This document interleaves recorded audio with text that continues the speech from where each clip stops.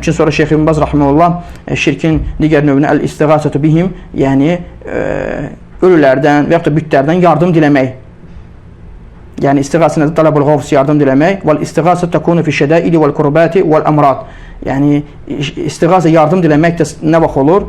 Görürsən ki, şiddət vaxtlarında, çətinlik vaxtlarında, xəstəliklərin baş verdiyi vaxtlarında insanlar, avam olan insanlardan çoxları da deyir, onlarda xəstəlik şiddətləndiyi zaman və yaxud da ki, fağırlıq, yəni kasıbçılıq baş verdiyi zaman, pula ehtiyac olduğu zaman və yaxud da hər hansı bir müsibət baş verdiyi zaman gedirlər qəbirlərdən birisinin yanına və ona tərəf yönəlirlər, sığınırlar və onun yanında ağlayır, qəbrin yanında, onun yanında xuşulu hala düşür və qəbirdəkinə öz ehtiyaclarını ərz edir. Və alə haleyhi fi qada həcəti, öz ehtiyaclarını qəbirdə olanlar başlayır deməyə, istəməyə.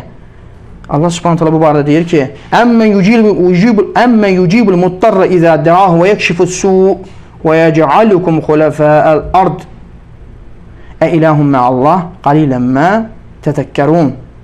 Deyir ki, darda qalan